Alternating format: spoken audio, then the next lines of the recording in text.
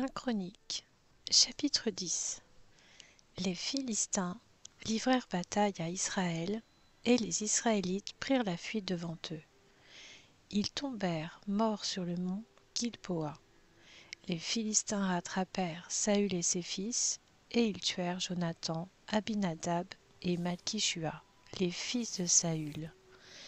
L'effort du combat porta sur Saül. Les archers le touchèrent et le blessèrent. Saül dit alors à son porteur d'armes : « Tire ton épée et transperce-moi. Sinon, ce seront ces incirconcis qui viendront et ils me feront subir leur mauvais traitement. » Son porteur d'armes ne voulut pas le tuer, car il était rempli de peur. Alors Saül prit son épée et se jeta dessus. Voyant Saül mort, son porteur d'armes se jeta aussi sur son épée, et il mourut. C'est ainsi que Saül et ses 3 fils moururent, et toute sa famille mourut en même temps. Lorsqu'ils virent qu'on s'enfuyait et que Saül et ses fils étaient morts, tous ceux d'Israël qui étaient dans la vallée abandonnèrent leur ville pour prendre aussi la fuite. Les Philistins allèrent s'y installer. Le lendemain, les Philistins vinrent pour dépouiller les morts, et ils trouvèrent le cadavre de Saül et de ses fils sur le mont Gilboa. Ils dépouillèrent Saül et emportèrent sa tête et ses armes. Puis ils les firent circuler dans tout le pays des Philistins pour annoncer la nouvelle à leurs idoles et au peuple. Ils déposèrent les armes de Saül dans le temple de leur Dieu, et ils attachèrent son crâne dans le temple de Dagon. Lorsque toute la population de Jabès en Galaad apprit tout ce que les Philistins avaient fait à Saül, tous les hommes vaillants se levèrent. Ils enlevèrent les corps de Saül et de ses fils et les amenèrent à Jabès. Ils enterrèrent leurs ossements sous le térabinthe à Jabès, puis ils jeûnèrent pendant 7 jours. Saül mourut à cause de l'infidélité dont il avait fait preuve envers l'Éternel, parce qu'il n'avait pas respecté la parole de l'Éternel, allant même jusqu'à interroger et consulter ceux qui invoquent les esprits. Il ne consultait pas l'Éternel, aussi l'Éternel le fit mourir, et transféra la royauté à David, fils d'Isaïe. 2 Samuel, chapitre 1. Après la mort de Saül, David, qui avait battu les Amalécites, était revenu à Tsiklag, et il y passa 2 jours. Le 3e jour, un homme arriva du camp de Saül, les habits déchirés et la tête couverte de terre. Lorsqu'il fut en présence de David, il se jeta par terre et se prosterna. David lui demanda : « D'où viens-tu ? » L'homme lui répondit : « Je me suis échappé du camp d'Israël. » David lui dit : « Que s'est-il passé ? Dis-le-moi donc. » Il répondit : « Le peuple s'est enfui du champ de bataille, beaucoup d'hommes sont tombés et sont morts. Même Saül et son fils Jonathan sont morts. » David dit au jeune homme qui lui apportait ces nouvelles : « Comment sais-tu que Saül et son fils Jonathan sont morts ? » Le jeune homme qui lui apportait ces nouvelles répondit alors : « Je me trouvais sur le mont Gilboa. Or Saül s'appuyait sur sa lance, et les chars et les cavaliers le serraient de près. Il s'est retourné, m'a aperçu et m'a appelé. J'ai dit : Me voici. Il m'a demandé : Qui es-tu ? Je lui ai répondu : Je suis Amalécite. Il a dit : Approche-toi donc et donne-moi la mort, car je me sens mal, même si je suis encore plein de vie. Je me suis approché de lui et lui ai donné la mort, sachant bien qu'il ne survivrait pas à sa défaite. J'ai retiré la couronne qui était sur sa tête et le bracelet qu'il avait au bras, et je te les ai apportés ici, mon Seigneur. » David attrapa ses habits et les déchira, et tous les hommes qui étaient auprès de lui firent de même. Ils furent dans le deuil, ils pleurèrent et jeûnèrent jusqu'au soir à cause de Saül, de son fils Jonathan, du peuple de l'Éternel et de la communauté d'Israël, parce qu'ils étaient tombés par l'épée. David dit au jeune homme qui lui avait apporté ces nouvelles: « D'où viens-tu » Il répondit: « Je suis le fils d'un étranger, d'un Amalécite. » David lui dit: « Comment se fait-il que tu n'aies pas eu peur de porter la main contre celui que l'Éternel a désigné par onction et de lui donner la mort ?» Puis David appela l'un de ses hommes et lui dit: « Approche-toi et tue-le. » Cet homme frappa l'Amalécite, et celui-ci mourut, tandis que David lui disait: « Que ton sang retombe sur sa tête. En effet, ta bouche a témoigné contre toi, puisque tu as affirmé avoir toi-même donné la mort à celui que l'Éternel avait désigné par onction. » Voici la complainte que David composa sur Saül et sur son fils Jonathan. Il ordonna de l'enseigner aux Judéens. C'est la complainte de l'arc qui figure dans le livre du juste. L'élite d'Israël a été blessée sur tes collines. Comment des héros ont-ils pu tomber? Ne l'annoncez pas dans Gath, n'en proclamez pas la nouvelle dans les rues d'Ascalon. Sinon, les filles des Philistins se réjouiraient, les filles des incirconcis triompheraient. Mon Gilboa, qu'il n'y ait sur vous ni rosée, ni pluie, ni champ permettant de faire des offrandes.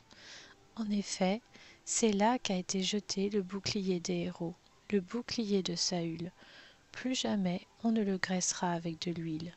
Devant le sang des blessés, devant la graisse des plus vaillants, l'arc de Jonathan n'a jamais reculé, et l'épée de Saül ne retournait pas à vide. Saül et Jonathan, aimés et chéris pendant leur vie, n'ont pas été séparés dans la mort. Ils étaient plus légers que les aigles, ils étaient plus forts que les lions. Filles d'Israël, pleurez sur Saül. Il vous habillait d'un croix-masie magnifique. Il mettait des ornements d'or sur vos habits. Comment des héros ont-ils pu tomber au milieu du combat? Comment Jonathan a-t-il pu être blessé sur tes collines? Je suis dans la douleur à cause de toi, Jonathan mon frère. Tu faisais tout mon plaisir. Ton amour pour moi était merveilleux, supérieur à l'amour des femmes. Comment des héros ont-ils pu tomber? Comment leurs armes ont-elles pu être détruites? 2 Samuel, chapitre 2. Après cela, David consulta l'Éternel en disant: « Dois-je monter dans une des villes de Juda ?» L'Éternel lui répondit: « Monte. » David dit: « Où dois-je monter ?» Et l'Éternel répondit: « À Hébron. » David y monta alors avec ses 2 femmes, Akinoam de Jizréel et Abigaïl de Carmel, la femme de Nabal. David y fit aussi monter ceux qui étaient à ses côtés, chacun avec sa famille, et ils habitèrent dans les villes qui dépendaient d'Hébron. Les hommes de Juda vinrent, et c'est là qu'ils consacrèrent par onction David comme roi sur la communauté de Juda. On informa David que c'étaient les habitants de Jabès en Galaad qui avaient enterré Saül. Il leur envoya alors des messagers pour leur dire: « Soyez bénis de l'Éternel, puisque vous avez fait preuve d'une telle bonté envers Saül votre maître, et que vous l'avez enterré. Que l'Éternel agisse maintenant envers vous avec bonté et fidélité. Moi aussi, je vous ferai du bien, puisque vous avez agi de cette manière. Que vos mains se fortifient. Soyez de vaillants hommes.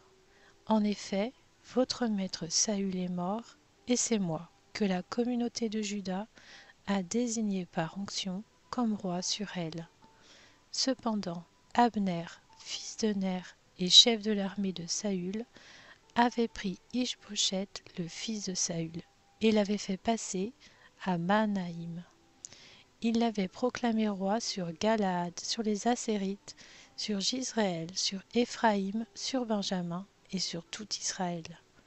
Ish-Boshet, fils de Saül, était âgé de 40 ans lorsqu'il devint roi d'Israël, et il régna 2 ans. Seule la communauté de Juda suivit David.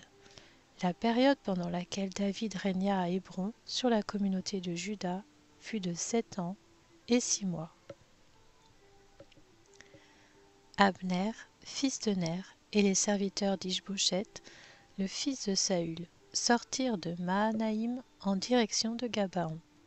Joab, le fils de Tseruja, et les serviteurs de David se mirent eux aussi en marche. Ils se rencontrèrent près de l'étang de Gabaon, et ils s'arrêtèrent, les uns d'un côté de l'étang, les autres de l'autre. Abner dit à Joab, que les jeunes se lèvent donc et combattent devant nous. Joab répondit, qu'ils se lèvent. Ils se levèrent et s'avancèrent en nombre égal, 12 pour Benjamin et Ish-Boshet, le fils de Saül, et 12 serviteurs de David. Chacun attrapa son adversaire par la tête et lui enfonça son épée dans le côté. Ils tombèrent tous ensemble. On appela alors cet endroit, qui se trouve près de Gabaon, Elkat Hatsurim. Il y eut ce jour-là un combat très rude, au cours duquel Abner et les hommes d'Israël furent battus par les serviteurs de David. Les 3 fils de Tseruja, Joab, Abishai et Asaël, se trouvaient là. Asaël était agile comme une gazelle sauvage. Il poursuivit Abner sans se détourner de lui pour aller à droite ou à gauche. Abner regarda derrière lui et dit « Est-ce toi, Asaël ?» Il répondit « C'est moi. » Abner lui dit « Détourne-toi à droite ou à gauche. Attrape un de ces jeunes gens et prends ses dépouilles. » Mais Asaël ne voulut pas se détourner de lui. Abner insista auprès d'Asaël. « Écarte-toi de moi. Pourquoi devrais-je te frapper et t'abattre? Comment pourrais-je ensuite regarder ton frère Joab en face ?» Mais Asaël refusa de s'écarter. Alors Abner le frappa au ventre avec l'extrémité inférieure de sa lance, et la lance sortit par derrière. Il tomba et mourut sur place. Tous ceux qui arrivaient à l'endroit où Asaël était tombé, mort, s'y arrêtaient.